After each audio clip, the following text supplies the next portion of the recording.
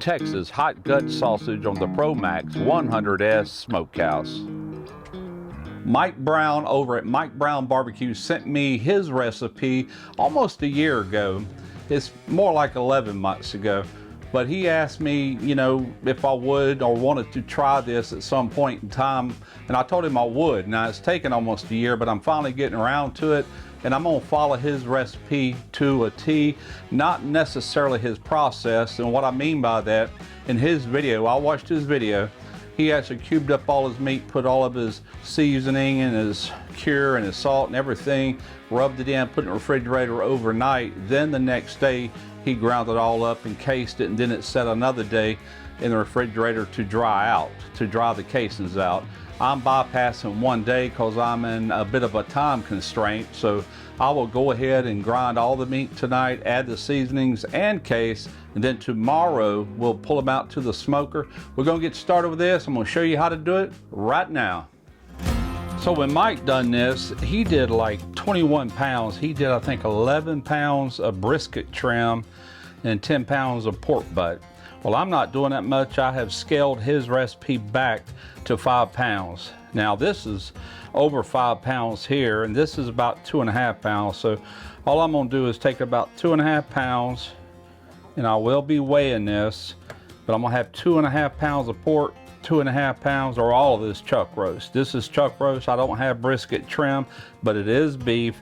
It couldn't be Texas sausage without beef in it, right?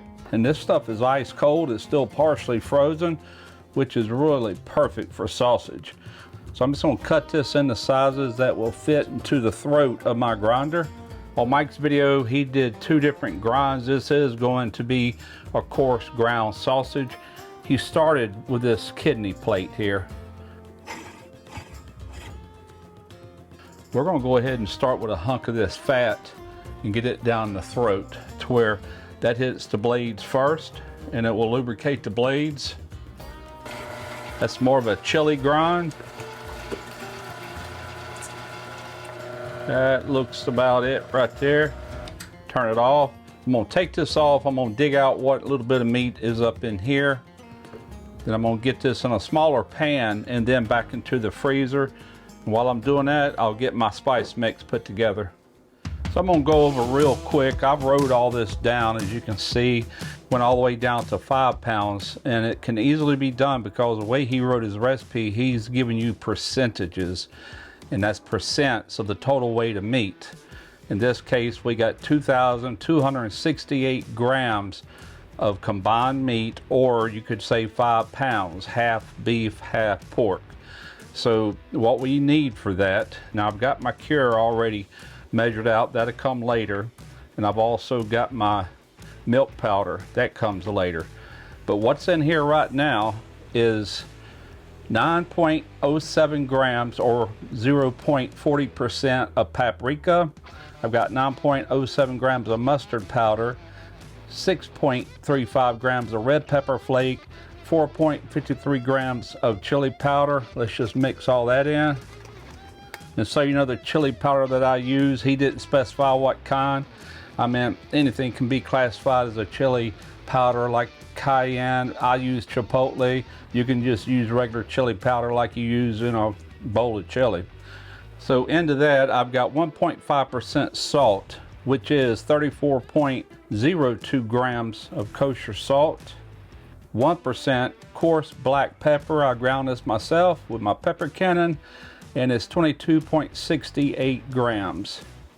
Garlic powder is 0.90%, and that comes to 20.41 grams.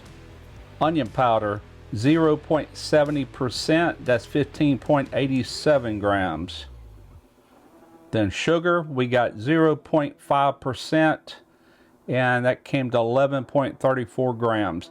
That sugar is just going to help balance out the salts and really everything in it. That's a smart move. Some of these recipes I see do not include the sugar, and it's definitely going to work in this, especially at only 0.5%.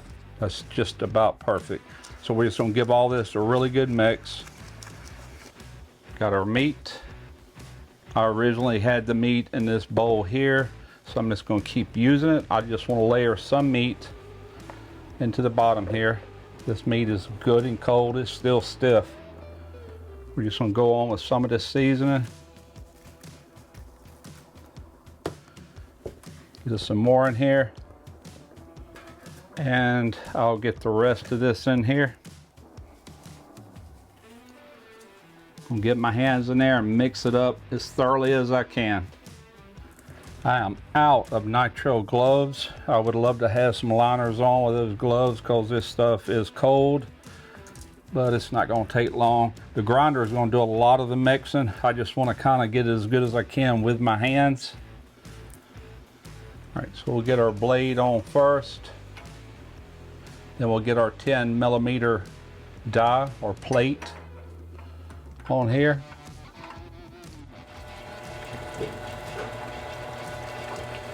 I try not to use a plunger.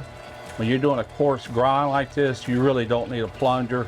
Just let it just work itself in there at its own pace.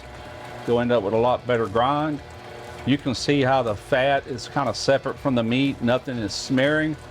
That is because of how cold the meat is. I cannot overemphasize enough the importance of having your meat at the point of freezing. And that looks like that's about all of it. Let's run a little bit through again. Push out that last little bit. Make sure we get a grind on all of it. All right, we're gonna call that good. Now this stuff is still really ice cold, so I'm gonna go ahead and get the mixing done. That milk powder I was telling you about, I got that from the sausage maker. This is a non-fat dry milk. What that does is it's a binder first off, but it also helps retain moisture into the sausage to give you a juicier sausage. Just work that in. Let's go ahead and get our water in here. Oh, hang on one second. I want to go ahead and add my cure into this water. Almost forgot. Key step. This will go on a smoker, so we got to have this sodium nitrite. Go ahead and add our water. Now, I was going to use a stand mixer on this. I do have a big sausage mixer, and we're going to mix this until we start getting protein extraction, and I'll show you when I get to that point what it looks like. Feels like we're getting close. One way to tell is to get you a little bit. When it just sticks to your hands like that, you're good enough. Now we just want to take this and put it in our stuffer. Get you some in the bottom, and be sure to pack this in as you go with your arm. Make sure you pack that in. That's what's going to get rid of as much air as possible. You might not get rid of all of it, but if you do that, it'll help prevent a lot of problems. All right, we looking good. I'm gonna go ahead and wash my hands real quick. We're getting ready to stuff.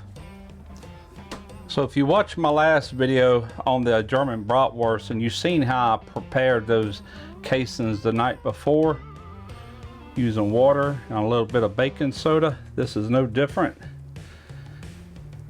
It really helps these casings. Just a little water down in here. That'll help keep the inside lubricated as we're putting it on. Let's go ahead and wet our horn. Let's get our casing on. And so, you know, these casings did come from PS Seasoning. I get all my casings from PS Seasoning. Go ahead and get us a knot tied in this. We're getting kind of close to the end. Always take a sausage pricker. I'll prick a few holes. That's just to let any air out when we start up.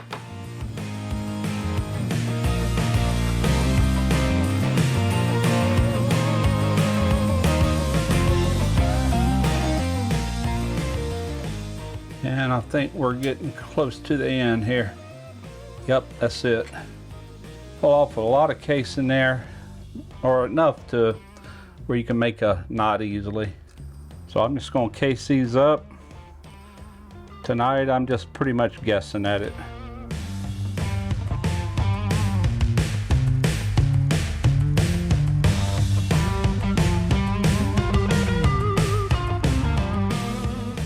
Here we go. Those are looking good. That's 5 pounds worth of sausage right there.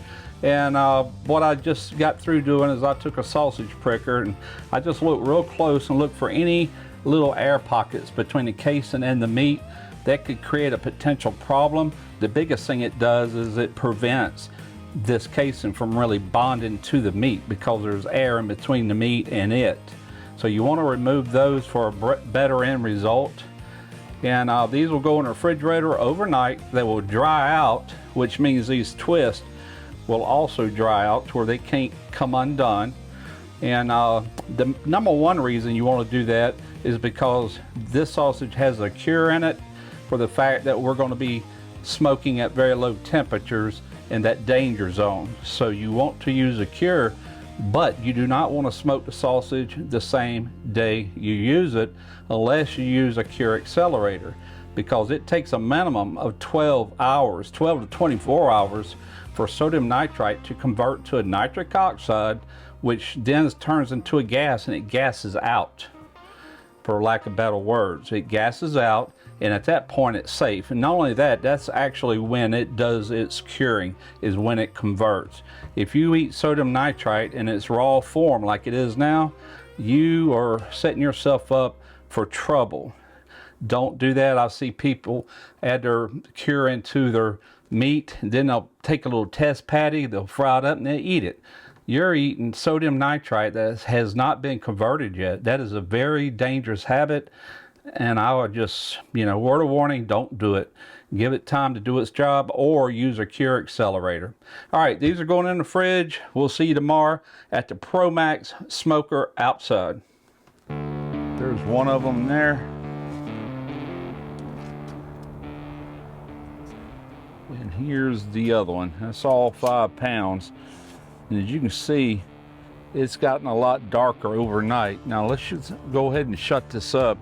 I'm going to explain to you what I'm doing. The sausage is extremely cold when it comes out here. It's also cold out here this morning. And the first thing that's going to happen is when that heat starts hitting that sausage, it's going to condensate, which means it's going to get wet again. Right now it's good and dry to the touch. So we need to do a drying cycle for about an hour, hour and a half at about 110 degrees to warm that sausage up. Been going around an hour and a half, and so the bottom and the top vents both have to be wide open when you do this dry out mode. So I'm gonna go ahead and open this bottom door. We're gonna go ahead and get some smoke going. All right, I got my sawdust pan. This is a 50-50 mixture of cherry and hickory. We're going to set that on our burner.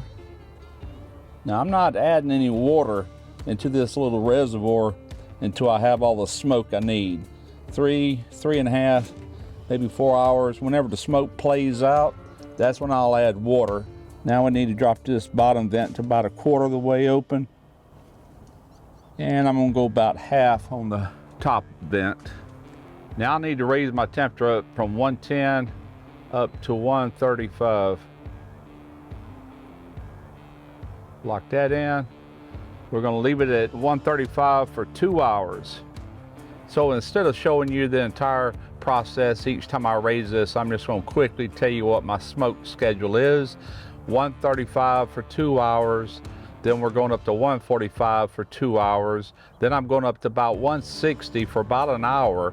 Then from 160, I'll go up to 180 degrees Fahrenheit for the remainder of the cook.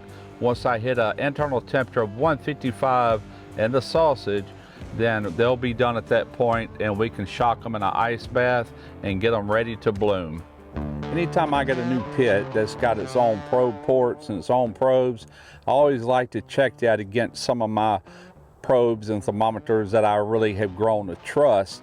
And that's what I've done here too. And I got to tell you, it's spot on. I mean, very, very little difference. So I'm loving that. That means that I can rely and trust what I'm seeing. Oh boy, look at the color on those. I want to take this first rack out. And we got to pull this probe. Just drop it here and drop these right into the water. Same thing, we got a probe in here we need to get out.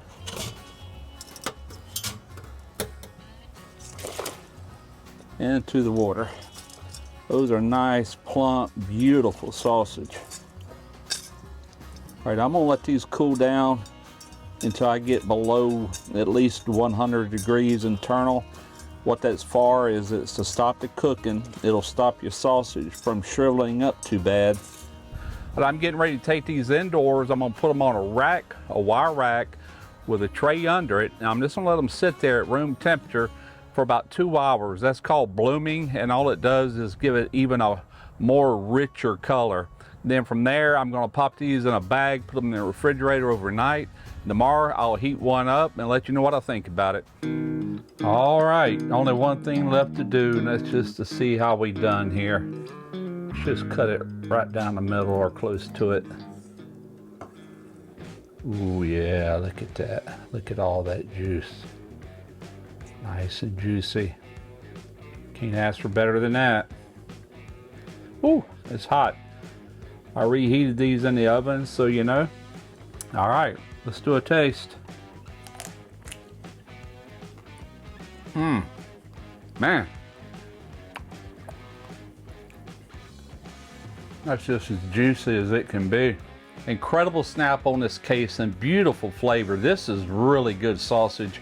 It has a fantastic flavor, full of juice. What more would you want in a sausage? Mike, thank you for giving me your recipe. I will definitely make these again, guaranteed. It's too good not to. Anybody watching, if you make sausage, I hope you try it as well. Now, I did use Thai chili flakes in this, which elevated the back end heat more than probably what it's supposed to be, but I like that, and I did it on purpose. But you could also just use regular chili flake, cayenne, I believe that is what that comes from. I did use chipotle chili powder. You could use a mild chili powder. However you want to do it. It's your sausage, you do it the way you want to. Now, I will have this recipe on my locals page. You have to become a member to my locals page, but it's free membership. You only support my channel once you get over there if you choose to, but the recipes are absolutely free, and there will be a printable PDF of the same recipe that Mike sent me. And I didn't say this in the video, but his video, he did 21 pounds. The recipe he actually sent me, he had scaled that down to 10 pounds, and I scaled it down to 5 pounds because when I get into sausage mode, next thing I know, I got a freezer full of sausage and we just can't eat it all. I end up having to give it away. So I make smaller batches, if you know what I'm saying. I hope y'all enjoyed this video. I definitely enjoyed making it, and I'm going to enjoy the rest of this sausage. Until next time, I'm Russ Jones with Smoky Ribs Barbecue.